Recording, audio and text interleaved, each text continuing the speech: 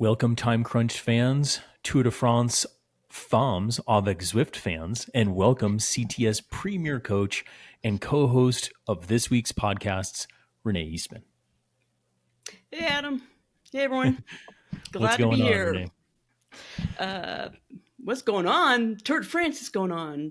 That's an appropriate response. That's an appropriate response, Renee. And, you know, for those listening, if you're a loyal listener to the Time-Crunched Cyclist podcast, you heard my teaser that Coach Renee and I will be doing this daily podcast covering the Tour de France Femmes avec Zwift, recapping the stage tactics, outcomes, and stories about these athletes themselves. But we'll also have a key section each day to talk about women's racing, physiology, and tips from the top that you can apply to your own training.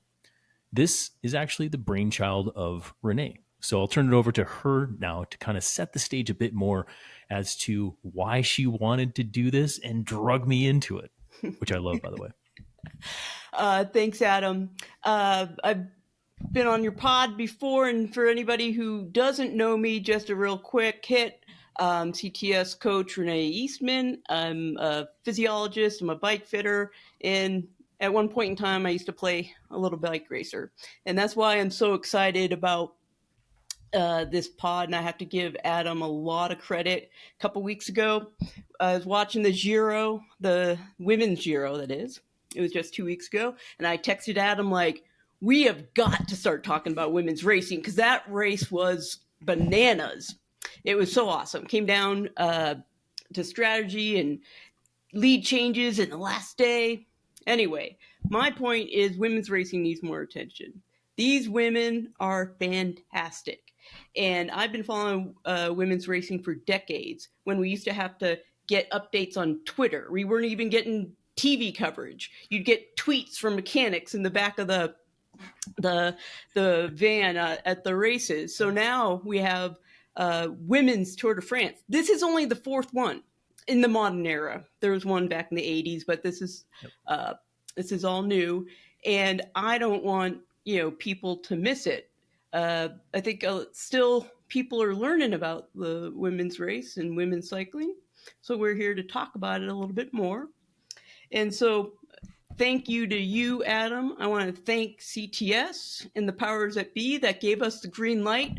CTS has always been a really good supporter of all sorts of top female athletes, from Mari Holden, Allison Dunlap, Alison Jackson, who we'll talk about. So anyway, this is a really important race. I think it gives a lot of exposure to women's racing, and I can't wait to see what happens this week. Yeah, no, agreed. And one quick take there. You mentioned Mari Holden, former CTS coach, and Allison Tetrick, former CTS athlete, and one of my athletes that I still work with whenever she wants to get a little bit more fit and not run so much. But they actually hold their own podcast on the move, and they'll be covering the Tour de France Femmes as well. So if you want a little bit more hot take on the race action and a little bit more personal experience, probably more entertaining, go check them out on the move. But this podcast is going to be much different. I mean, we're going to recap stuff, but then we're going to get into the juicy, stimulating coaching physiology side of things, which I know all the listeners are tuning in for that. But Renee, to you, high level, what does the Tour de France Femmes avec Zwift have in store for us all week? All right. Real time-crunched overview here. We've got 9 stages, so it's a lot shorter than the men's race. And the stages are shorter, too. They're usually about 100 miles rather than, 150-odd miles. The way the race should go this week, first 5-6 stages, flat, rolling, probably not a lot of GC action unless some kind of crazy crosswinds happen. The GC stuff is going to happen over the weekend. Friday, Saturday, Sunday. Don't miss Saturday. Saturday's the Queen stage, mountaintop finish. It's the only mountaintop finish. There's no time trial this year. So that's the stage you guys want to watch. I mean, you want to watch them all, but don't miss next Saturday. and it should be exciting. Last year it came down to 4 seconds on the last stage, down to the wire, the most exciting finish of any Tour de France ever. Yeah. I know we have a lot of North American audience here. We've got 5 Americans in the race. Fun fact, they are all Olympians. And one of our Americans... That's a fun fact, by the way. Yeah, team pursuit, mostly. Yeah. Mm-hmm. Ruth Winder, she was an alternate, but still counts. Still counts. Yep. Still counts. But American Kristen Faulkner is the current, not only national champion, but gold medalist Olympian in the road race. Yeah. Super, amazing. And how many years has it been since we had a women's gold medals in the road race? I know Connie Carpenter won in '84, and we won gold, in the time trial 3 times. Kristen Armstrong retired, but no, not the road race. Yeah, could have fact checked that one before this, but I figured I'd throw it in there. And so from a high level, you got 9 days of racing. It's going to be amazing, in my opinion, each day.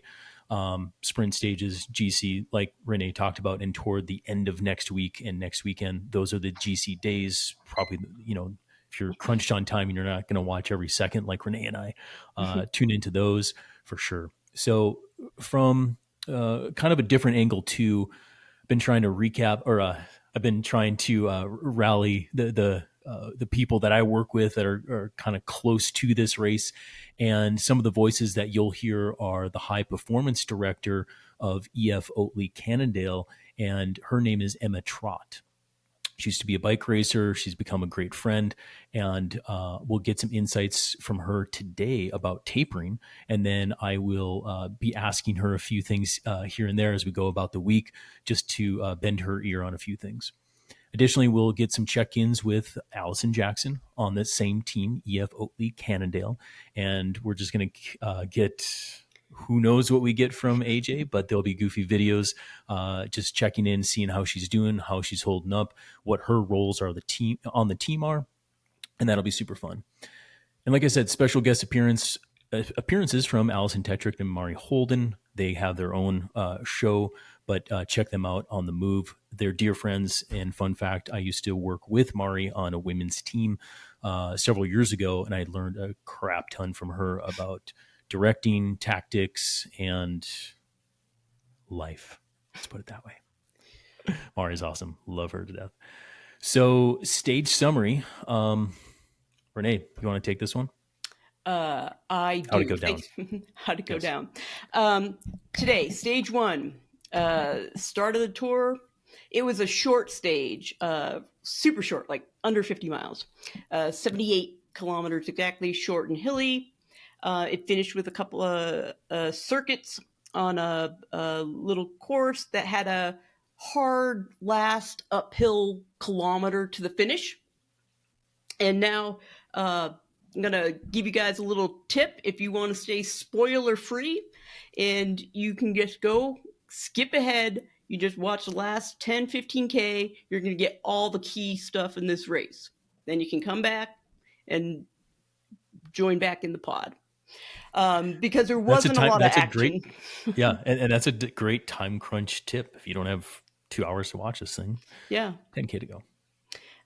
Even 5K to go, to be honest. Because I'll tell you, Adam, there was not a lot going on. You got those today until they got onto the circuits, and like really the last lap, there started to be a little bit more action. But boy, that last kilometer, full of surprises. Let me tell you. It was a doozy. The darling of France, Pauline from Pavot. Thank you. PFP will be calling her the rest of the week. She is the darling of France, multiple time world champion in the mountain bike, Olympic gold medalist, the only rider to hold all 3 world championship she's at the same time in the same year, cyclocross, road race, mountain bike. Yeah. She's a big deal. And she said this year, I'm going to stop mountain biking and I'm going to go win the Tour de France. So, and we're all like, can she do it? Because we don't have a lot of information about her. Anyway, with about 600 meters to go, she's at the front. And I'm thinking she's leading out Voss, right? And she just keeps on turning it up and turning it up and turning it up. And pretty soon, she was all by herself. Now, she didn't win the stage. There was a group, pretty select group chasing her down with Kim LaCourte, Kasia Niewiadoma, last year's winner, Anna van der Breggen, former world champion coming out of retirement this year. And luckily for Team Visma Lisa Bike, Marianne Voss sitting on the wheels, who is teammates of PFP, by the way. Yep. Anyway, with a few meters to go, Kim LaCourte chases down Pauline, and Voss just sticks on her wheel, comes around for the win. So no surprise that Voss won. For those of you who are not familiar with women's cycling, she is the GOAT. She's better than Eddie Merckx and Pogačar put together.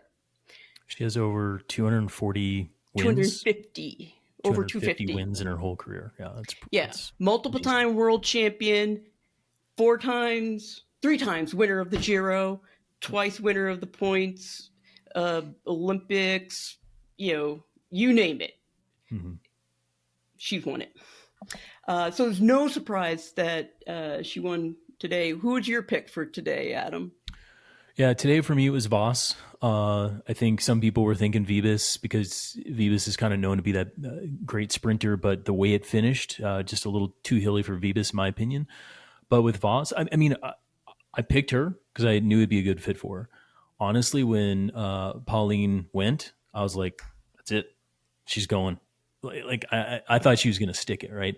But a few other moves kind of went up the way. And this is a fun fact, right? Voss and Pauline used to be teammates, and they know each other. Probably have like ESP going on, right? So Voss could kind of read that and be like, okay, that might go up to Pauline, so I'm going to jump on that wheel. And at the very last second, Voss even kind of looked behind to see if there was still someone, to see if Pauline could, win, get in yellow, and then Voss could maybe take second. That's how I read it anyway. She saw that, yeah, they were still coming hot, and then Voss went for the win. So I think for me, I mean, a little surprising because I was hoping Voss would, because my fantasy tour team, I need to conquer there. But when Pauline went, who I'm the biggest PFP fanboy in the world and have been for years, I was super excited to see her going up the road. I'm like, man, this is going to be awesome. And then Voss won. So I thought today was really awesome. And, just speaks to the excitement of women's racing, which, my opinion, right now, the way it is in the pro peloton, it is more exciting than the men's, my opinion. It's fact. Yeah. There's just like so much more dynamics to it. There's less, less predictability, when it's, Tade versus Jonas and a couple people that go off the front in the in the men's tour. I mean, no shade to those guys, but it's just different style of racing, right? And some people argue with me, and that's fine. But I think if you tune in and get to know these riders, get to know their stories, get to know the racing style, I think you'll find that it's, when you're just watching it from a pure competition standpoint, it's pretty dynamic. And there's no one dominant rider. Demi Vollering's the hot favorite, but for the GC. Yes, for the GC, of course. Yeah. But she lost last year. It's by 4 seconds. There were some circumstances in there, teamwork, crashing. But Demi also got beat at Tour de Suisse last month. Yep. And just not quite as dominant. So we aren't going to know who's going to win, at least until Saturday. No, there will be no. It's already been wrapped up, like at the men's tour for the last 2.5 weeks. 2 weeks, yeah.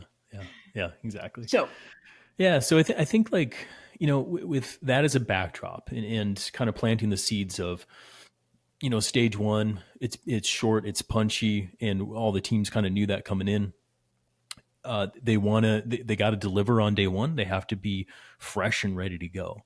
And so, on this podcast, we're going to weave in these coaching topics. And I thought that tapering would fit really well for stage one because it's all about the taper coming into any race, stage race, classics race, Fondo race, mountain bike race that's local, like whatever it is, right? Kind of want to freshen up for that. And the bigger you go, or the more elite you are, the more the taper matters. So since tapering is so important, and we have a direct line to one of the high performance directors on a team that's in the Tour de France Femmes, I reached out to Emma Trott and I asked her this question. And I asked her, what goes into a good taper for a GC rider, and how does that differ, if at all, for a sprinter versus a domestique? Now, before I get into this like long reading of sorts, because I was hoping she'd send a quick video. She gave me a typed out response that's like amazing, and I was trying to chop it down. And honestly, it's some really good stuff in there, so I just want to keep it. But I don't know, Renee, to you, let's just go like 60-second version of what goes into a good taper for, let's just say, a GC rider, somebody who wants to go real good, elite level. And then how does that differ from a time crunched athlete coming into like a 1 day thing? yeah, that's a good question. So, before we taper, you have to have a training load to taper off of. True. Because if you don't have a high load to come off of, because most of these gals are coming off of training camps or even the Giro. The Giro was just 2 weeks ago. Coming off a high load to rest and recover and get some freshness. However, you don't want to rest so much that you start to lose fitness, so there's maintaining just enough intensity that you have a high training load, back it off, recover to get the freshness, but not too much that you start to lose the fitness. So maintaining some key intensity is kind of the main concepts of a taper. Now, going into a 1 day race or a stage race, there's some differences here and there, but I'll say the main difference is because these guys and gals, they're gals, are coming into this as like their big priority of the year. So they're probably coming in more like a 2-week taper. And when you're coming off a really high fitness load, like these professional athletes are, that, 2 weeks, 10 days, 12 days, somewhere in there to taper down to get ready is appropriate. For time-crunched athletes who are coming off of a lower load, like a lower CTL, if you will, chronic training load, maybe your CTL is only 50. Well, if you taper for 2 weeks, you're actually probably starting to lose fitness more so than the freshness needed, because if you're not training that high, maybe it's in that 6-hour week, 8-hour week range. If you taper off, you can gain freshness in maybe a few days, 3, 4, 5 days to get the freshness. You're not coming off a CTL of like 150 off of a, 20 plus hour week kind of training camp. So time crunched, usually just a little shorter taper because you're coming off a lower load. Yep. That's it. 100%. So I think like when everyone's listening to Emma's reply, this is coming from the elite level, which is really fun to kind of hear and see what they're doing at that top end level. But this is where I think, something like this doesn't necessarily apply to the amateur. And like Renee said, it's all about what's in the system beforehand. How does the system work, right? And how much load is in that system. And there's different durations of a taper in that way. And in this case, when you're coming off a high load of training and you're trying to get that freshness, there's a super compensation effect that happens. So effectively, like if you can take an athlete at this high level, taper properly, they're actually going to be much better than they were after that taper than they were in whatever fresh state before that big like training dose that you gave them. Okay, so that super compensation effect will then last for a short time period. You want to race them, win all the medals, and away you go. So, Emma Trott, thank you for your response. Here's exactly what you typed over to me. Tapering for any rider is, quote, a scary moment. Riders are so used to operating in a suppressed state, the feeling of fresh can be unnerving. I personally find myself having more conversations around trusting the process in this time than any other point of the year. The most important thing for me is knowing each of your riders, that they are all different and unique, and what one needs is different than the other, which leads us to GC rider versus sprinters versus domestique, etc. First, for me, it doesn't matter what role they have in the race. I deal with the rider I have in front of me. We followed a slightly different approach for all the riders coming into the last altitude camp. Some riders follow down early, 12 days pre-Tour de France. And the other riders were a little late, so 7 days before the race. And this was based on information that we gathered from a previous altitude camp. So for context, you have a couple altitude camps to see how the athlete responds, then you dial in the approach leading into the big race. So back to what Emma said, once we had everyone home at sea level, I had 3 buckets. Number 1, freshness. Number 2, speed. Number 3, heat top off. This is where the fun started for me, and everyone had a very different run into the tour. Some riders did very little, maximum 1 hard sessions, and lots of recovery rides, continuing to absorb the training done at that camp and allowing the body to further freshen up. Most riders did at least 1 motor pacing session in small groups to help get more real feel in regards to the micro accelerations and what the peloton would feel like. Heat, and this is what she means by heat top off. Heat was used if we knew the riders could tolerate it. It wouldn't add further fatigue minus what was already in the session, and that this was not trial and error. This was very much what we knew, and the outcome will be yes or no for the rider. The most important element for all of this was communication. I had daily contact. If we needed to change things, we could, mostly taking things away based on real-time feedback. For me, at this point, we won't change the outcome massively. The hard work is done, but we can't overcook it at this point, so I err on the side of caution. It is easier to add things for the rider's feelings, sensations, mental side than to feel like you're fighting a losing battle. Lastly, she says, I had 1 clear vision coming into the race. Everyone was fresh, physically, mentally, and they were ready to hit the race from day 1. So they were fast, but most importantly, they had that tension on the legs, which is always a good sign that they are ready to go. So there's a lot there. Renee, would you agree with that high level, or how could you surmise that for our listeners? The individuality, that how the individual responds, that's really key. And then, I think taking it to, application to our listeners is you've got to have that context of how you respond, but also what are you coming off of?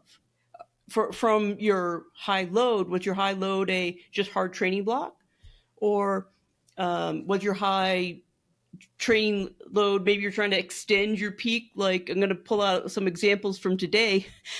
A couple of gals coming off the Giro 2 weeks ago, comparing like a 9-day or an 8-day race versus a altitude training camp, and we actually saw some pretty poor results of the people who came off the Giro, namely 2 of our top contenders out of GC already. And I was thinking about that in relation to some of my athletes. A great example is everyone racing Silver Rush, and then you've only got 3 weeks to Leadville, which is kind of like your big load from Silver Rush, and then enough freshness and recovery from that to, now that's 3 weeks, so it's a little bit longer, but getting ready for Leadville, because that's hard to do. And It is. It is. And for the quick context for those who don't know, most people know Leadville. Silver Rush is a 50-mile mountain bike race. Essentially, take the flat elements out, if that exists, in the Leadville 100, make it more rocky and technical, and it's still up in Leadville and it's still at 10,000 feet. That's Silver Rush, and they placed that like 3 weeks before. But so that's the context behind what Renee is saying. But it's a great prep for Leadville itself. Yes.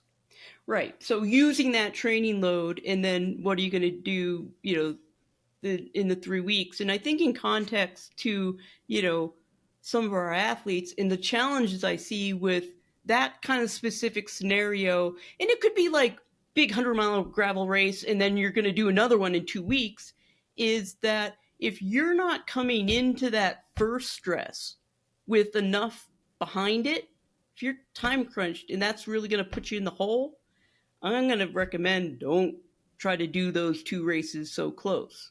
It's different if you're training 15, 20 hours a week and something like a 100-mile gravel race or the Silver Rush, these 5-6+ hour races, that you can absorb that a lot easier and then come back in maybe a week, 10 days, 2 weeks. So you have to, so taking it, another level to our athletes, and you're trying to peak for your event, and we're talking about, oh, you got to have a high training load. Well, you have to be careful with that training load as well. You can't go do a pro tour level training camp and then think that your body's going to bounce back in 2 weeks when that's, too much of a load for you. So the load going into your taper counts proportional to you as an athlete, then knowing how you respond. Fully agree, and I think too, for the time crunch listeners, is that taper time period. It's more art than science. I think the science would definitely say if you have a big load, if it's if you're a high volume athlete coming in, duration or increase the duration of the taper. That's good. You want to reduce volume, keep or increase intensity, and decrease everything that Emma was talking about with like the stresses of life, physical, mental, all these things. Increase recovery. Okay, so the kind of the higher volume athlete you are, the longer duration is, but the lower volume athlete you are, the more time crunched athlete you are, it's a shorter duration. But from there, it's so individualized and it's very artistic in that way.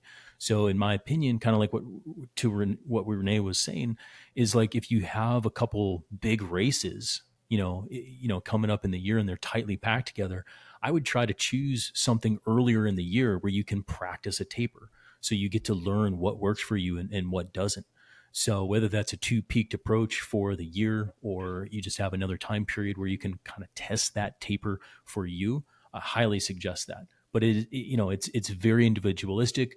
On all the seminars and symposiums and everything, it's always the art and science of tapering, right? There's always those 2 components to it, and there's always those 2 components to coaching, whether you're coaching yourself or you're coaching somebody. So keep that in mind when it comes to that taper. But when we're looking at these women at the elite level, yeah, it's longer for sure, and there's more to it. But we can learn a lot from it too. So I want to jump on one thing though, Adam, because we've jump been, on it. speaking directly to our audience. Not everybody needs a taper or a peak.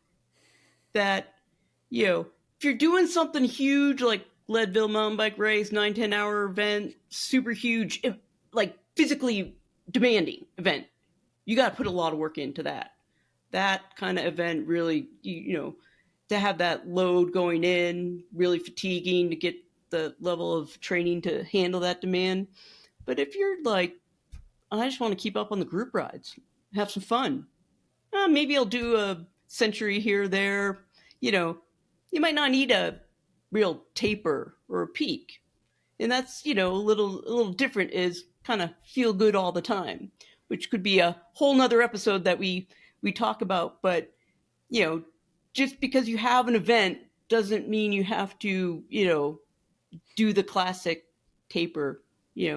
Could be enough for 3 or 4 days easy, freshen up. Yep. I completely agree with you. And yes, of course, this is getting my brain spinning about a future episode, the tapering for a time crunched athlete, because there's a lot to say there. And I would, to keep it real simple and to the point, I agree with you. You don't need to do a classic taper. However, even get to more specifically, when I've got somebody going into a weekend where they're racing two crits, Saturday and Sunday, or maybe they double up on Saturday. So they're racing 3 crits in total. I call it a taper week, but it's not really a taper week. It's a freshening up week. Okay. The overall volume may come down a touch. I'll keep some intensity in there and all that kind of stuff. But I definitely try to minimize the other stressors that are going into it, because in my opinion, as a coach, if we're racing, kind of no matter what it is, I want to be a little bit more fresh. I'm going to, even the training races, I'm still going to use them as training races and part of the whole CTL build of whatnot. But I do like my athletes coming in fresh. Most time crunch athletes can get fresh in 2 days, maybe 3 days, mostly. And that is if they're really good at controlling their life stress. If they're not good at controlling their life stress, then that's probably where we have a whole longer sort of conversation about all of that. But good point. I appreciate that. Yeah, I knew we were gonna have too much to talk to, but Yes. we've got 8 more stages to go, so we're gonna cover a lot of really good stuff this week. Yeah. So I guess looking ahead to stage 2, it's a little different than stage 1. It's a little bit more flat.